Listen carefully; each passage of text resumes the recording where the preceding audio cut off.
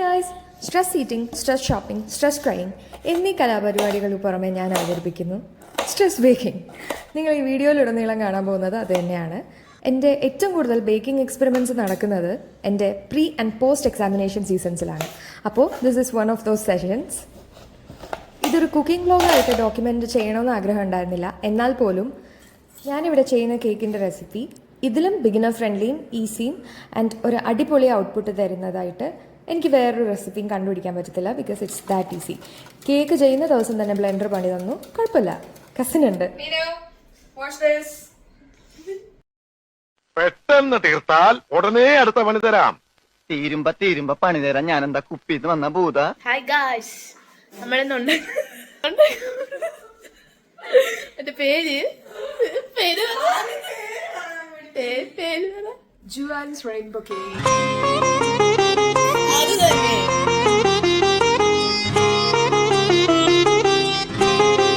ഉണ്ടാക്കുന്ന സാധനത്തിൻ്റെ പേരറിയില്ലെങ്കിലും സക്സസ് ആയാലും ഫെയിൽ ആയാലും കഴിച്ചോളാം എന്നുള്ളൊരു ഉറപ്പാണ് എനിക്ക് എൻ്റെ വീഡിയോഗ്രാഫർ തരുന്നത്. Okay, jokes apart, coming to the point.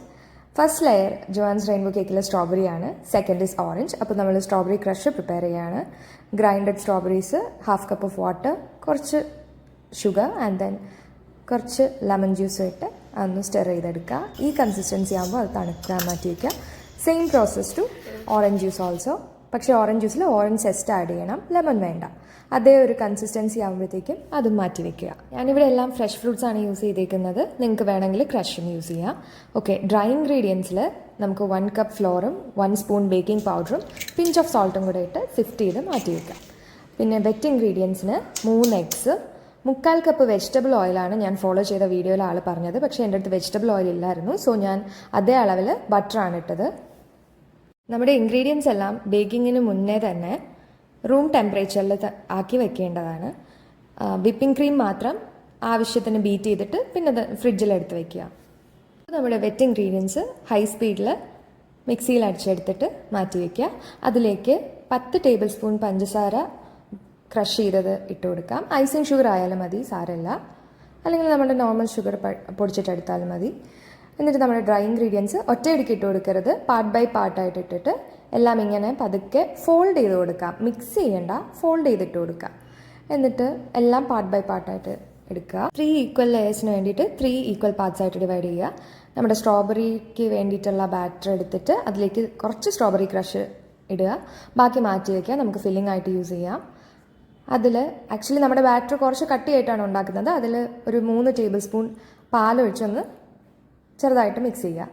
എന്നിട്ട് നമ്മുടെ സ്ട്രോബെറി എസെൻസ് ഇട്ട് കൊടുക്കുക. ഇതിൽ ഫുഡ് കളർ ഇടുന്നവരും ഉണ്ട്, പക്ഷേ ഞാൻ എസെൻസ് ആണ് ചൂസ് ചെയ്തത്. അതാകുമ്പോൾ ഒരു കളറും തരും, പിന്നെ നല്ല ഫ്ലേവറും എൻഹാൻസ് ചെയ്യും.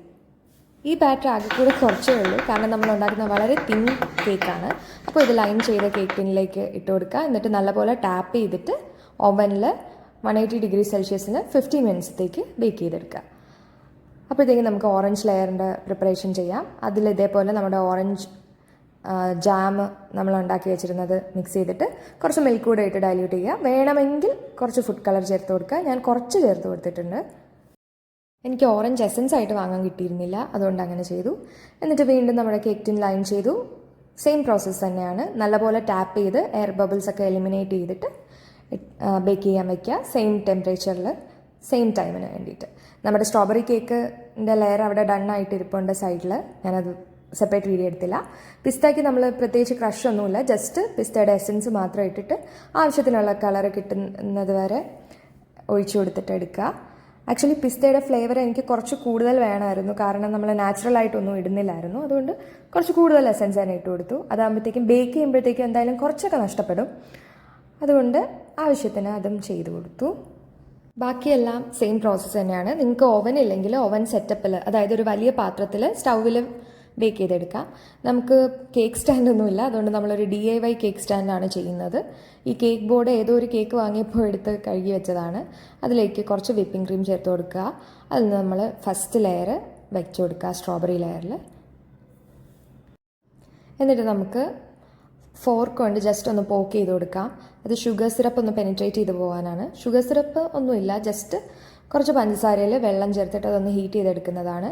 ആൻഡ് ഇതൊക്കെ ചെയ്യുമ്പോൾ ഷുഗർ സിറപ്പും കേക്ക്സും ഒക്കെ തണുത്തിട്ടാണ് ചെയ്യുന്നതെന്ന് മാത്രം ഉറപ്പ് വരുത്തുക, അതർവൈസ് മെസ്സി ആയി പോകും എല്ലാം കൂടിയിട്ട്. എന്നിട്ട് നമ്മുടെ സ്ട്രോബെറി ക്രഷ് തേച്ച് കൊടുക്കുക. ആക്ച്വലി സ്ട്രോബെറി ക്രഷ് ഇത്രയും കൂടുതൽ ഇട്ടാൽ എന്തെങ്കിലും പറ്റുമെന്ന് എനിക്കൊരു ഡൗട്ട് ഉണ്ടായിരുന്നു. പക്ഷേ ട്രസ്റ്റ് മീ, ഈ ലെയറായിരുന്നു ഏറ്റവും ടേസ്റ്റിയസ്റ്റ് ലെയർ. എന്നിട്ട് നമ്മുടെ വിപ്പിംഗ് ക്രീമിൽ സ്ട്രോബെറി എസൻസ് ഒന്ന് ചേർത്ത് കൊടുത്തിട്ട് അതൊന്ന് ജസ്റ്റ് മിക്സ് ചെയ്ത് കൊടുക്കുന്നുണ്ട്. ഈ ക്രീം ആക്കി കൊടുത്തത് നമ്മുടെ DIY പൈപ്പിംഗ് ബാഗ് വെച്ചിട്ടാണ്. അതായത് പ്ലാസ്റ്റിക് കവറിനകത്ത് വിപ്പിംഗ് ക്രീം വെച്ചിട്ട് അത് ജസ്റ്റ് ഒന്ന് കട്ട് ചെയ്തിട്ടാണ് ആക്കിയത്. അതാണ് പെർഫെക്ഷൻ ഒന്നും ഇല്ലാത്തത്. എന്നിട്ട് അതിൻ്റെ മണ്ടയിൽ കൂടി വൈറ്റ് ചോക്ലേറ്റ് ഗ്രേറ്റ് ചെയ്തിട്ട് കൊടുത്തു. അത് ഓപ്ഷണലാണ്, ഒറിജിനൽ റെസിപ്പിയിൽ അങ്ങനെയൊന്നും ഇല്ല, എന്നാലും എൻ്റെ ഒരു പ്രിഫറൻസ് ആയിരുന്നു അത്. അടുത്ത ലെയർ നമ്മുടെ പിസ്ത cake. Look it so beautifully baked. Actually എൻ്റെ ബേക്കിംഗ് ഹിസ്റ്ററിയിൽ ഇത്രയും പെർഫെക്റ്റ് ആയിട്ട് എനിക്ക് കേക്ക്സ് ബേക്ക് ചെയ്ത് കിട്ടിയിട്ടില്ല. എന്തായാലും ടച്ച് വുഡ്, ഇനി എങ്ങനെ കിട്ടട്ടെ. ഒന്നുകിൽ ചിലതൊക്കെ ഭയങ്കര ഫഡ്ജിയായി പോകും, അല്ലെങ്കിൽ കരിഞ്ഞു പോകും, അതാണ് പതിവ്. പക്ഷേ ആസ് എ ബിഗിനർ എനിക്ക് ഭയങ്കര സന്തോഷമായിരുന്നു ഇത് ചെയ്ത് കിട്ടിയിട്ട്. ഇതിൽ നമ്മൾ പഴയ പ്രോസസ്സ് തന്നെ റിപ്പീറ്റ് ചെയ്യുകയാണ്. നമ്മുടെ പിസ്ത കേക്കിന് പിന്നെ പ്രത്യേകിച്ച് ക്രഷും ഫില്ലിങ്സും ഒന്നും കൊടുത്തില്ല. വേണമെങ്കിൽ നിങ്ങൾക്ക് പിസ്ത ഒന്ന് പ്രലൈനിൽ മിക്സ് ചെയ്തിട്ട് പിസ്ത പ്രലൈൻ ആക്കിയിട്ട് വേണമെങ്കിൽ അതിൻ്റെ മേലെ ഇട്ട് കൊടുക്കാം. ഇത് ഞാൻ ജസ്റ്റ് പിസ്ത എസൻസ് ഇട്ട് വിപ്പിംഗ് ക്രീമിൽ ഒന്ന് മിക്സ് ചെയ്തിട്ട് ആഡ് ചെയ്തിട്ട് എന്നിട്ട് ഇതാ വൈറ്റ് ചോക്ലേറ്റും ഗ്രേറ്റ് ചെയ്തിട്ട് കൊടുക്കുന്നു. അത്ര തന്നെ ഉള്ളൂ. പിസ്തയിൽ വേറെ ഫില്ലിങ്സ് ഇല്ലാത്തത് കൊണ്ട് തന്നെയാണ് ഞാൻ കുറച്ച് കൂടുതൽ എസൻസ് ഇട്ടത്, അതിൻ്റെ ഫ്ലേവർ ഒന്ന് ബൂസ്റ്റപ്പ് ചെയ്ത് നിൽക്കാൻ. അടുത്ത നമ്മുടെ ഓറഞ്ച് ലെയർ വന്നു, അത് വെച്ച് കൊടുക്കുകയാണ്. എല്ലാ കേക്ക് ലെയേഴ്സും തണുത്തിട്ട് മാത്രം വയ്ക്കാൻ ശ്രദ്ധിക്കുക. ആൻഡ് നമ്മുടെ കേക്ക്സൊക്കെ വളരെ മോയിസ്റ്റാണ്, അങ്ങനത്തെ ഇൻഗ്രീഡിയൻസ് ആണ് ചേർത്തിട്ടുള്ളത്. അതുകൊണ്ട് തന്നെ അധികം അങ്ങ് ഷുഗർ സിറപ്പിൽ കോട്ട് ചെയ്യേണ്ട, അത് ഭയങ്കര സോഗിയായി പോവും. എന്നിട്ട് നമ്മുടെ ഓറഞ്ച് ക്രഷ് ഇട്ട് കൊടുക്കുകയാണ്. ഇതൊക്കെ നിങ്ങൾക്ക് വേണമെങ്കിൽ റെഡിമെയ്ഡായിട്ട് വാങ്ങാനും കിട്ടും, പക്ഷേ ഞാൻ ഹോം മെയ്ഡായിട്ട് ചെയ്തെടുത്തു. അത് തന്നെയാണ് ലാഭവും. എന്നിട്ട് ഞാൻ നമ്മുടെ കേക്കിനെ ഫുള്ളായിട്ടൊന്ന് വിപ്പിംഗ് ക്രീമിൽ കോട്ട് ചെയ്തെടുത്തു. 1 hour അതിനെ ഫ്രീസറിൽ റെസ്റ്റ് ചെയ്യാൻ വെച്ചു. എന്നിട്ട് അതിനുശേഷം ഒരു ഗനാഷ് കൂടി ഉണ്ടാക്കിയായിരുന്നു. അതായത് വൈറ്റ് ചോക്ലേറ്റും വിപ്പിംഗ് ക്രീമും പിന്നെ കുറച്ച് ബട്ടറും എടുത്തിട്ട് മെൽറ്റ് ചെയ്തെടുക്കുക. അതൊന്ന് തണുത്തിട്ട് കേക്കിൻ്റെ മേലെ കൂടി ഒഴിച്ചു കൊടുക്കുക. എന്നിട്ട് നമ്മുടെ കേക്കിനെ നമ്മളൊന്ന് ഡെക്കറേറ്റ് ചെയ്തെടുക്കുകയാണ് ബാക്കി വന്ന വിപ്പിംഗ് ക്രീം വെച്ചിട്ട്. ഇതിനായിട്ട് പ്രത്യേകിച്ച് പൈപ്പിംഗ് ബാഗൊന്നും വേണ്ട, ഞാൻ പറഞ്ഞ DIY പൈപ്പിംഗ് ബാഗ് വെച്ച് തന്നെ ചെയ്താൽ മതി. ആൻഡ് ഈ റെസിപ്പി ഈസിയാണെന്ന് ഞാൻ പറയുന്നില്ല, കുറച്ച് മെനക്കേട് തന്നെയാണ്. പക്ഷേ റിസൾട്ട് എന്ന് പറഞ്ഞാൽ അടിപൊളിയാണ്. It's worth all the efforts. Please give it A try. Thank you.